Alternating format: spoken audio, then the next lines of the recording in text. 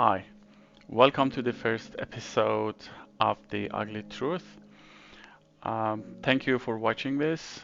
We are gonna explore the reasons behind this, one of the most complex and unexpected and underexplained conflicts of our time, the unfolding tension between Iran and Israel. While there might be a temporary ceasefire between these two countries, but many of us would doubt how long it would last. This is not a random spark. This tension has deep ideological roots, and we are here to unpack them. So this is not only like Iran-Israeli uh, just ideological conflict and simple, and that's it. May happen again given Iran's ruling regime is founded on an anti-Western, anti-Israel ideology. It's not just policy, it's a pillar of their political identity. So it's in their DNA. In many ways, Iran has become the ideological spearhead of the anti-West paradigm in the Middle East. But why does this matter so much for us? I'm here to say why this is ugly truth and why um, it's happening. Many of the information that I've gathered may not be available, as I see like predominantly they are underrepresented or no, maybe many of them hasn't been discussed.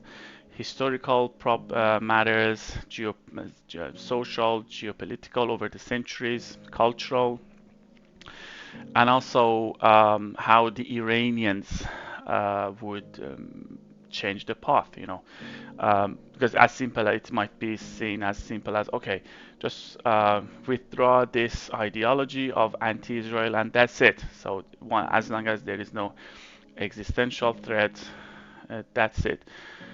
But yeah, predominantly why I called it the ugly truth.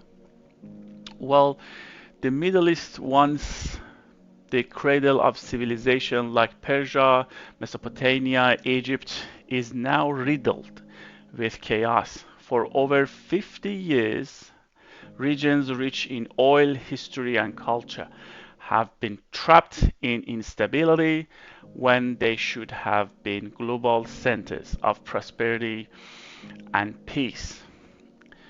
Another this is uh, preposterous and hilarious. Look how far away these two countries are placed apart.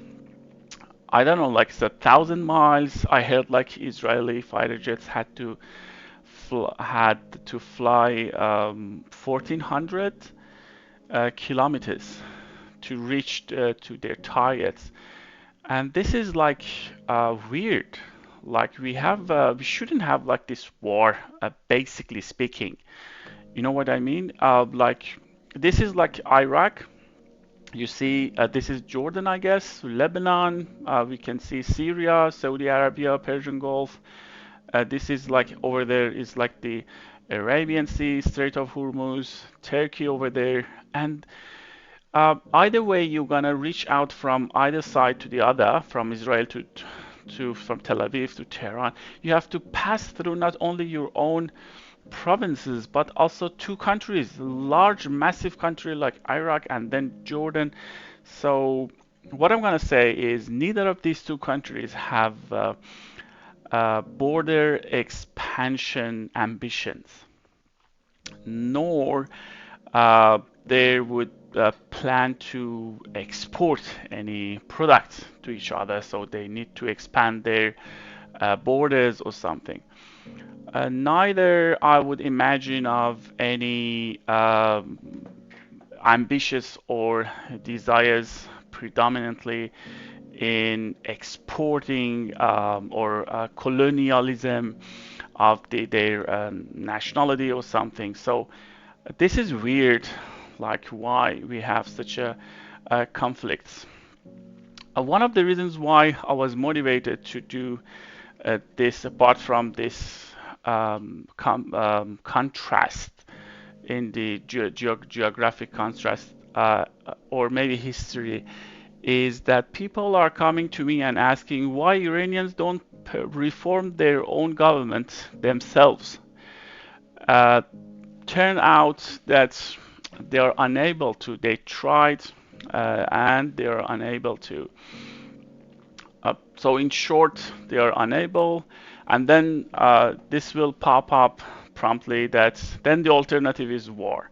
My short answer is no, there shouldn't be war. They just need like sort of support, I guess, to change the course peacefully or more democratically with almost no casualty or less casualty. For example, the freedom of internet. If they have access to the unrestricted internet on their smartphones, YouTube channels, for example, that make this information and you can watch it, a main source of maybe information, or other channels, they would be very different. So otherwise, how they can gather, message each other, communicate. Um, One more thing that may be surprising is like this is a typical building rooftop covered with so many satellite dishes. Whereas in the peak time, there is satellite jamming and deliberate radio interference to prevent people from watching international news or hearing the truth. So uh, that alone would change everything. Right now, Iranians live behind digital and physical wall. Their access to the outside world is blocked by this censorship, internet filtering, and satellite jamming. One more thing is the morality police, for example.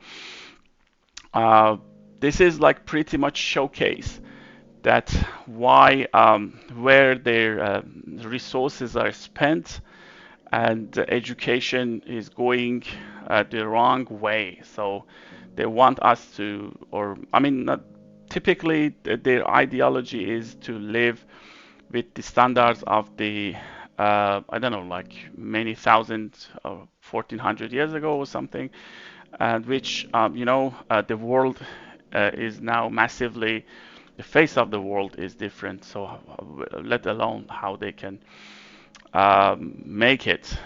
And more particularly about this morality police and patrol is once they confront people, ladies, gentlemen, they may end up with anything, given there is no clear rule of law about them in the, for example, in the constitution. So, for example, a couple of years ago in 2022, September, one of the ladies that was confronted by them was arrested and ended up dead, which sparked a massive and nationwide, long-lasting for maybe over a couple of years uprising. However, they couldn't, like they, as I said, they used every resource possible to make it not happen. Very sad. So I think now you can understand why it is a sad but truth. Another angle that I would like you to look through is one nation as the Korea now is split into absolutely uh, I mean contradictory ideas and ruling policies as North Korea and South. And we don't want another North Korea in the heart of the Middle East, in, for example, in Tehran. This is the path that they are down there, down the path, down the road. You will see uh, they are going. I think you know what I mean. So what I'm gonna say is, listen, my people, or whoever listens to this, and ask the same question. The history can go to and with other superpowers or anyway, that maybe this is a turn of the luck or being unlucky that two nations can go with 180 degrees difference and gap between in their direction of moving. So please don't reduce this to just a missile exchange or leaders arguing or this sort of atrocity. This is about control, censorship, suppression, and the people who are cut off from the world.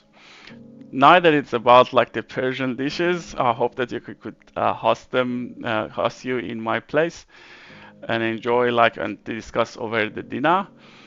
Though, yeah, it never happened. It's or maybe one day once there is some reforms or changes, anything that you could safely travel. And so be my guest. Uh, yeah.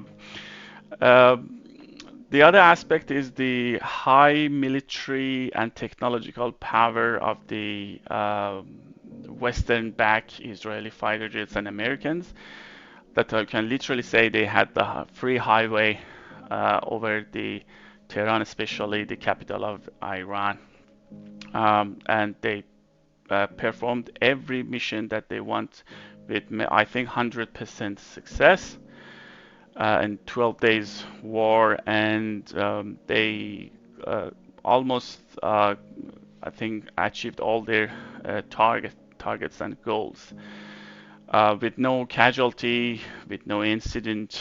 Um, that's kind of again unprecedented for this war, and I would like for a country who chanting death to Israel and America for almost half a century since 1979, made no shelter, no bunker, no even alarm system, and their air force defense made up very unpowerful.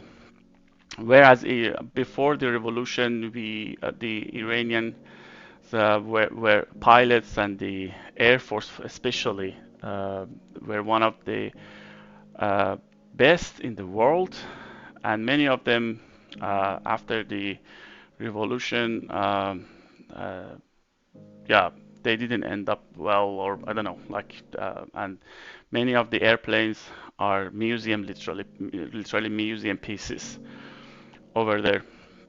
So grab a coffee, stay open-minded, and welcome to the Ugly Truth. Enjoy your coffee, and I would like to uh, dedicate this first episode to those pilots who made the successful Iranian pilots who made the successful hit to the H3